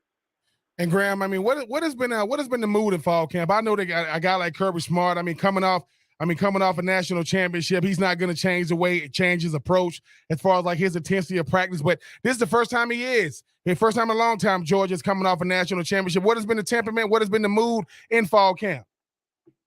Yeah, I think after that first scrimmage, there was a big challenge from Kirby Smart and the rest of the coaching staff for these guys to kind of bring the juice and to show a little more leadership. And I think that's been kind of the theme for Georgia is Kirby and that staff trying to remind these guys that, this team hasn't done anything. The 2021 team won a national title. The 2022 team is 0-0.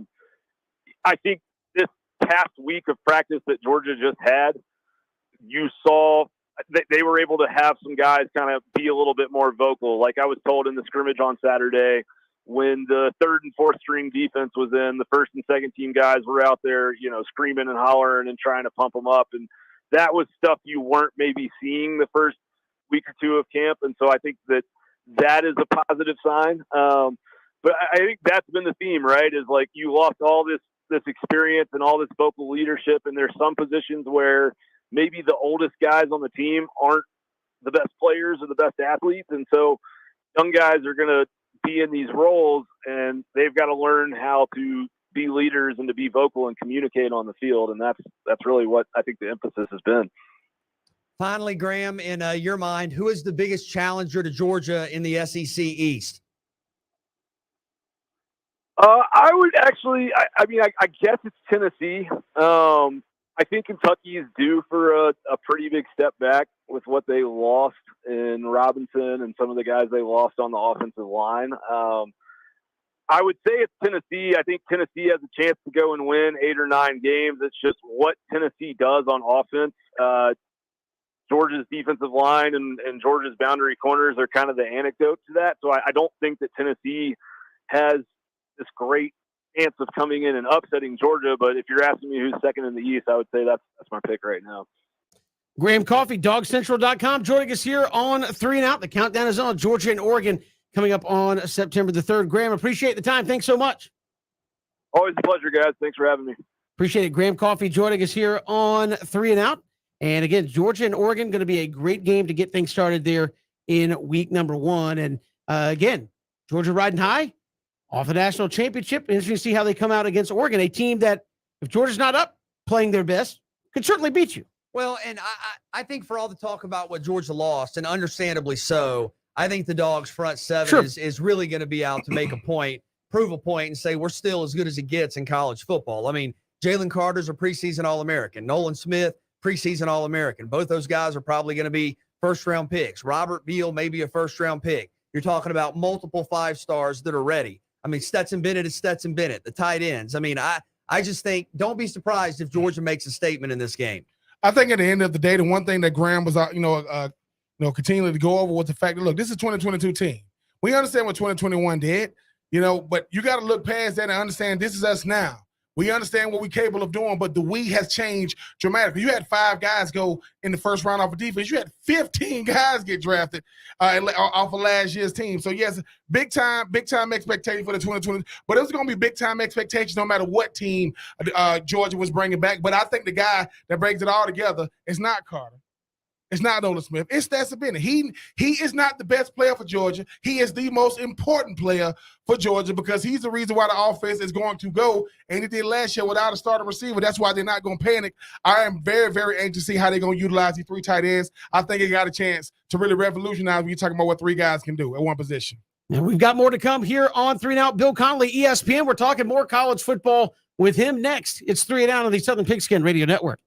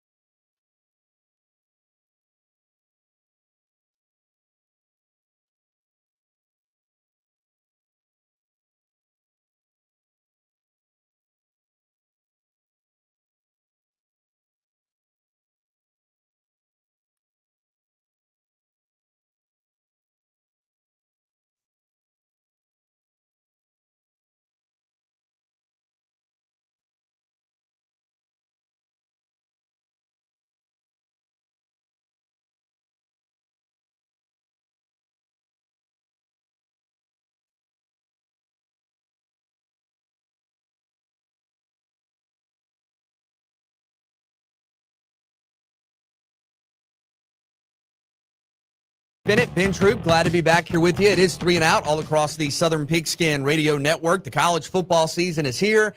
Games this weekend. Of course, everybody gets underway next Saturday. And Bill Connelly, S&P Plus, ESPN writer, of course, creator of S&P Plus, has his final 2022 S&P Plus projections. They are up. And with us now to talk about that, Bill Connelly. Bill, good afternoon. How are you? I'm good. How are you? Doing wonderful. Thanks for coming on. And you look at your rankings, and it's an incredible formula. It's an incredible model. I'm sure most people are overly familiar with it by now, but for people who are thinking, okay, I've seen it. I see where my favorite team is. I see what the projections are. Walk us through S&P Plus and kind of what goes into it.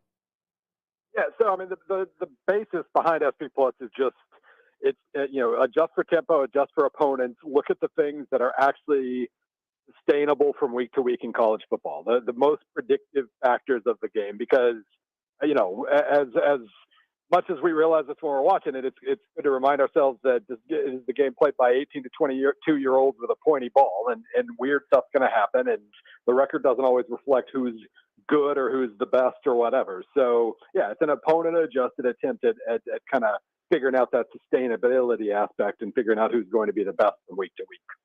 And Bill, even with something like that, I think you make a great point when you saying, are you saying that obviously yours has, Alabama, which, I mean, even even it understands the Alabama effect, but are you saying even with your formula, sometimes the best team might not end up, maybe in the college football playoff because something may have happened? Does it factor in what a certain player was out that week or weather conditions? How could particularly, because even though I think Alabama's going to win it, how do you think your formula, factors in certain circumstances, like the year that Kelly Bryant was out, the one year that Clemson made the college football playoff, even though he was hurt the second half of a game?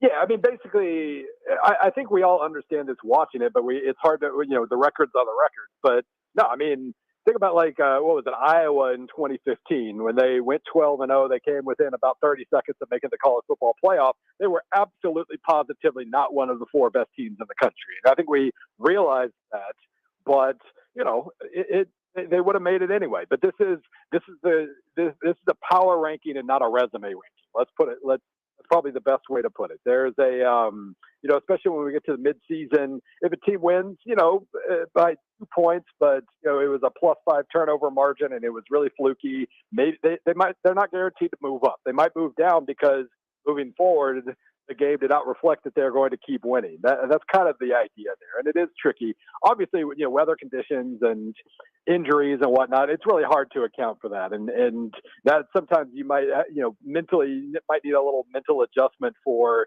this team's probably 3 points better because Trevor Lawrence was out that game or whatever. But it's certainly designed to, outside of that kind of stuff, it's certainly designed to collect what's most sustainable from week to week.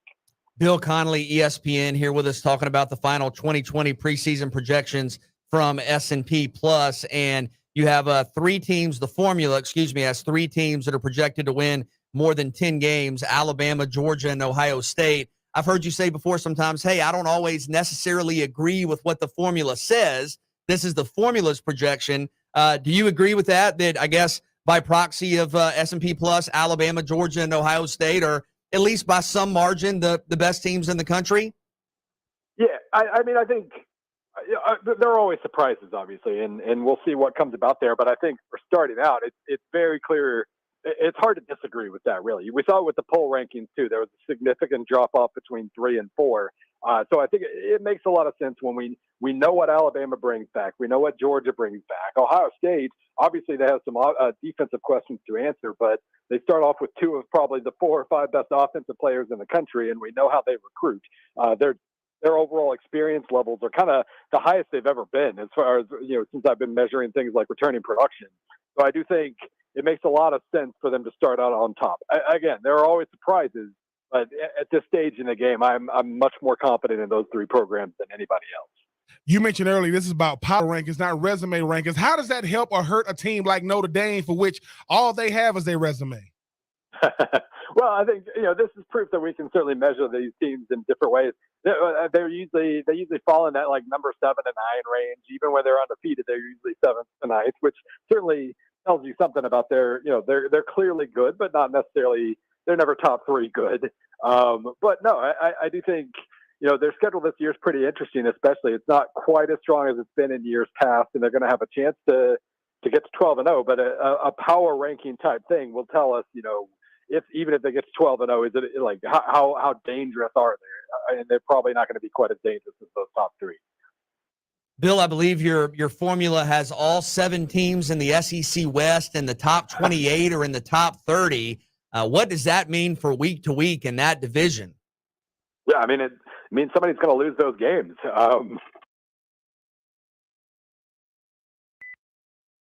At the best, and it's going to be really interesting. Well, I mean, we know how the SEC especially works at this point, college football as a whole, but especially the SEC.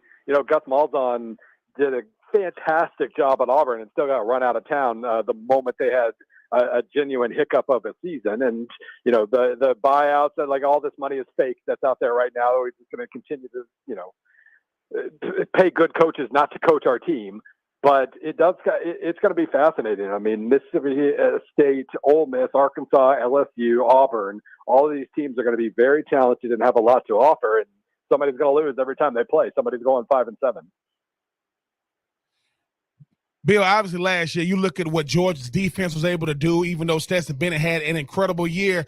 These top 30 teams, I know it's about resume and, like you said, or power rankings, but the quarterback play, how much does that factor into it? Because as we know, you put as many great players out there, but how much does the quarterbacks affect, how these teams end up being ranked? Yeah, it's funny because with Georgia last year, I mean, knowing what we know about Stetson Bennett, former walk-on, didn't do very well the couple of times he had to go out and score in 2020 or even in the SEC championship game as well. Like, we know all that. But from an overall number standpoint, Georgia's offense was spectacular last year, just absolutely fantastic. And this is something that doesn't go into SP+, but we know obviously the relationship there. The fact that they had that defense, the fact that he was playing from ahead a lot, the fact that there were only a couple of drives all year where he had to go near a score, and he didn't do it in Atlanta, but he did it in the national title game. It's funny. Like the Georgia offensive numbers are fantastic. They're projected, I think, top 5 in offense. But we know that relationship, and we know that if the defense flips and they have to score more and they have to open things up, we don't know what that's going to look like since they never really had to last year. So that's kind of a context thing that doesn't make it into the numbers. But yes, Georgia's offense is going to do its job very well, and they have the pieces, enough proven pieces to suggest that. We're chatting with Bill Connolly of ESPN, S&P Plus. You can find his final 2020 preseason projections up and updates throughout the year. Georgia defensively replacing 5 first-round picks, including the number 1 overall pick, I think 15 overall picks in total. And I know a lot of people have asked in this state, well, the defense is going to be great, we know, but will there be a step back? And looking at your defensive SP Plus, you have Georgia projected to be the number 2 defense in the country. Do you think this unit has enough returning talent and enough of a recruiting base the last couple of years to at least come close to maintaining the status quo? Yeah, I mean, it's crazy with what they lost. I mean, number one, it's crazy to realize that they probably still bring back their best defensive lineman.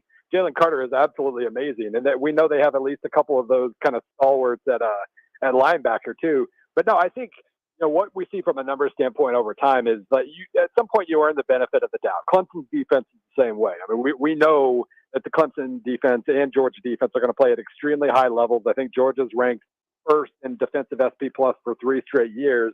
So at that point, there's enough continuity there where it's like, yeah, they lost a lot, but guess what? That talent base is going to continue, and they're going to be just fine. I do think it is interesting, though, because, a couple injuries, especially in the secondary, and they might be a lot thinner than, I think the draft might have made them thinner than it's made them less talented, if that makes sense. So maybe they're a little more vulnerable to injuries, but it's hard to, even with some injuries, it's hard to imagine Georgia playing at a level that isn't top 5 defensively. Obviously, you got Clemson. I mean, you got Georgia. I'm sorry, you have Ohio State, Georgia, and Alabama winning over 10 games. I always look at the season as, Bill, who can survive a loss and still reach their postseason aspirations? There aren't many teams that can do it outside of Alabama, outside of Ohio State and Georgia. That's if they lose a game, they can still potentially be in the college football playoff. Are there teams out there that can't stand a loss, or if they do lose, it has to be that team they lose to have a good enough resume for them still to make it in? Yeah, I think if we're under the assumption that Alabama, Georgia, and Ohio State are all going to go 13-0 or 12-1, then obviously that fourth team is going to have to be pretty much perfect. But it does kind of depend on the atmosphere. If Georgia suffers, if Georgia loses Oregon right out of the gate or whatever, how many mulligans we hand out kind of depends on how many teams are perfect and how many need a mulligan, I guess you could say. So in that sense, I mean, with three really dominant teams, yeah, that fourth team's going to have to be 13-0 or 12-1, or maybe if Texas A&M goes 11-1 and loses by 1 point to Alabama, they're going to have a pretty good case. But it's going to require a really high level. I do think with the 4-team playoff, we do end up handing out a couple more mulligans than we used to. But it's going to take a pretty high level performance, you figure, to get that fourth spot. Bill, finally, as we're chatting with Bill Connolly, ESPN, SP Plus, a lot of Georgia fans have been asking the question, okay, if we're the clear favorite, and Georgia's earned that as the defending national champs, who's going to be number 2 in the East? And looking at the final preseason projections here, S&P Plus has Tennessee 10, Kentucky 11. How close is that margin? And I guess in theory, with the numbers you have, how close are those teams even within reach of Georgia, or are we still a considerable amount away from even a team like Tennessee or Kentucky challenging Georgia? Yeah, with me, Tennessee and Kentucky is kind of a ceiling versus floor thing. I think with Kentucky, they're going to have the higher floor. They're going to be more likely to play at a more stable level with the pieces they have returning. Tennessee, though, if anybody challenges, I think they're going to need just so much raw upside. To me, it has to be either Tennessee or Florida. I'm not going to predict Florida to bounce back that much, but if there's a lightning in a bottle situation at either of those schools, I think they're more likely to play at a top 5 level, even if they're more likely to bomb out than Kentucky is as well, if that makes sense. So I think Tennessee, they're going to have the offense. They're going to have a top 10 offense, and Hendon Hooker is perfect for that system. They're going to be a lot of fun, but that defense is obviously the question mark. It faded drastically the last half of last season. Probably will again, but they're probably the most likely team to have the upside there. If you're asking me who's going to finish higher, Kentucky or Tennessee, I'd probably pick Kentucky. But in terms of who has upside to make a humongous run, it's probably Tennessee. Great insight from Bill Connolly, ESPN, S&P Plus. Bill, thanks so much for the time. We appreciate it. Thank you. Bill Connolly, and you can find S&P Plus, the predictive modeling, all the advanced stats, and the SEC West, the SEC, high expectations for all those teams. We'll come back with more 3 and Out on the Southern Pigskin Radio Network.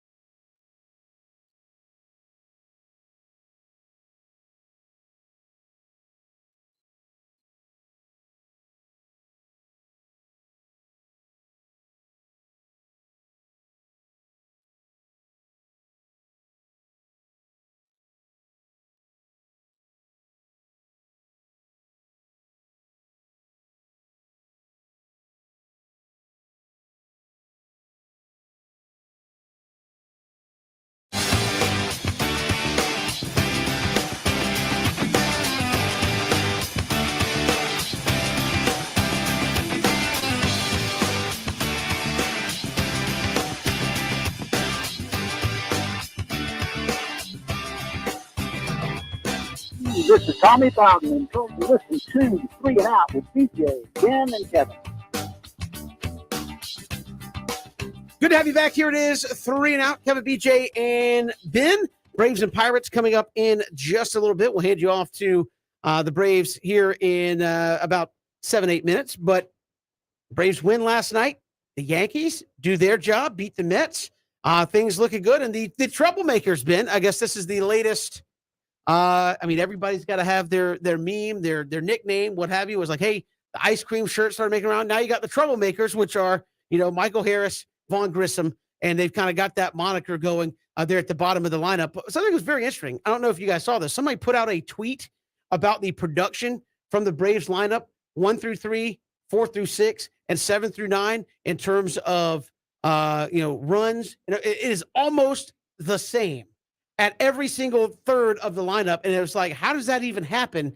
And I heard them talking about it on the pregame show last night. Like, what other team in Major League Baseball, even the good teams, could say our bottom third production wise, 7, 8, 9 hitters are as good in terms of production as the first 3 guys? Nobody, but the Braves can say that. I think what you are realizing right now, Kevin and BJ, is they are having fun in what they're doing. I mean, we talked about the night shift earlier. You got the troublemakers, and when you talk about, you got the ice cream shirts. If I'm as you mentioned, I'm gonna be around you 200 days out of the year. I better be having fun, or it's gonna be very, very hard to deal with. I'm on a team that matters. I'm a player that matters, in a position that matters, with postseason aspirations.